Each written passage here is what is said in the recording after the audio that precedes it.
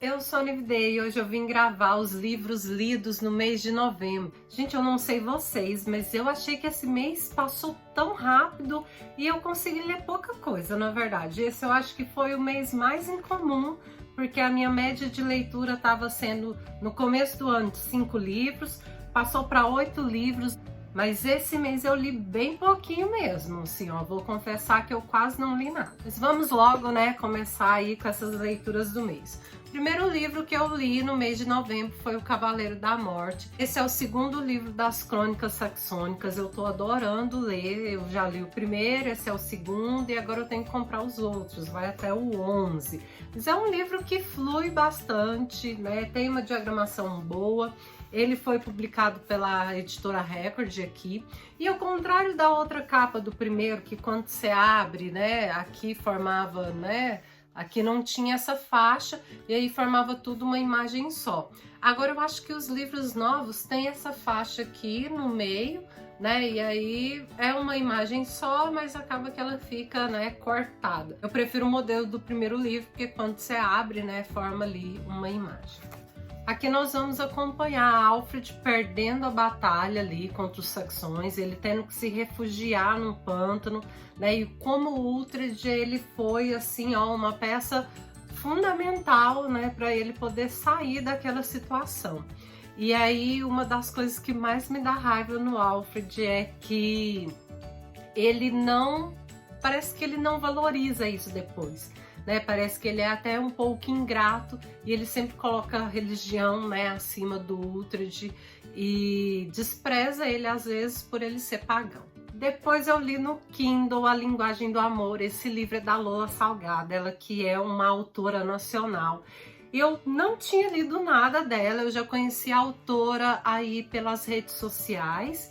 Eu via que ela, né, fazia umas capas lindíssimas, né? Ela também é ilustradora e tal.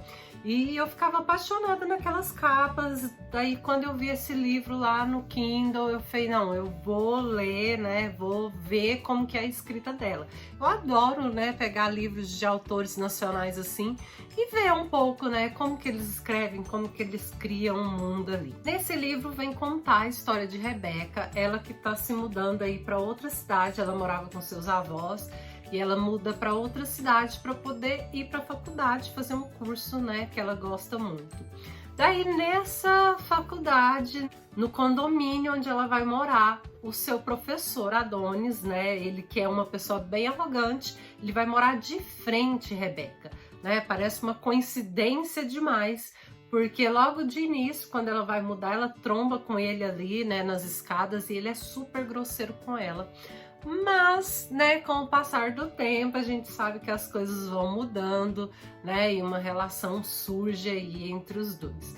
É bem bacana você ver a história, né, de cada um deles, né, a história antes desse relacionamento, tanto a história de Rebeca, né, os conflitos com a mãe, né, a relação boa que ela tem com os avós, quanto ver também o lado do Adonis, né, tudo o que aconteceu com ele antes. Não vou dar muitos detalhes sobre essa história, mas eu confesso que eu gostei muito. É um livro bem grossinho até, assim, ó, mas o único detalhe é que ele é um livro muito descritivo. Para quem gosta de livro descritivo demais, isso é ótimo, né? Eu acabava que algumas partes eu ia pulando ali, porque são cenas muito longas. Né? Mas é ótimo, não tem nada de errado com isso não. O livro é muito bacana, a história é incrível, assim, ó, eu fiquei realmente apaixonada no livro. Depois eu li esse livro, né, que é Traga o Seu Amor de Volta Sem Pedir Nada em Troca. Esse livro é do Ike Carvalho, foi publicado aí pela Sextante aqui no Brasil. E é um livro bem bacana, né? Tem aí toda uma diagramação bem legal. Na verdade, isso daqui é uma reunião aí de alguns relatos do autor que ele colocava num blog. Eu paguei R$ 9,90 nesse livro pelas Americanas e eu não tava botando muita fé no livro, eu achava que era só um daqueles livros bobinhos mesmo, mas pelo preço eu falei, ah, vou levar, né? Vai que é legal. E eu me surpreendi, gente de Deus, que livro bacana é esse, que livro profundo, né? O autor, o Ike, ele retrata, ele fala aí da relação dele com os pais, né? Uma relação muito bacana por sinal. O pai dele tinha uma doença degenerativa que levou ele a parar de andar, a parar de falar, e ele se comunicava através de piscar, e o pai, né, digitava aí algumas coisas no computador, no tablet, algo assim, para poder falar com ele. Gente, é assim, ó. Gente, as partes dos relatos aí, né, desse autor com o pai são emocionantes. Confesso que a parte do amor eu meio que, né, não gostei muito, mas as partes dele, né, dessa relação com o pai são realmente incríveis. E eu li também, né, Lady Susan. Esse livro é uma edição bilíngue. Esse não é um dos mais conhecidos ou dos mais famosos da Jane Austen, então eu acho que nem é um daqueles que você deve levar em consideração na questão de conhecer a escrita da autora. Esse é o primeiro que eu leio, né, da Jane Austen. Esse livro é uma reunião de cartas, né, trocadas entre Lady Susan e outros personagens aqui.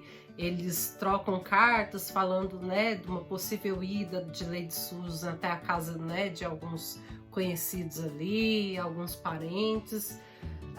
Não foi um livro que me prendeu, eu comprei mais por ser bilíngue e querer ter essa experiência do inglês, né, com esse livro. Mas eu confesso que eu prefiro ler o livro todo em inglês, né? É bem mais rápido de ler quando o livro é bilíngue, porque aí já tem a tradução para você verificar, né, logo ali na página do lado.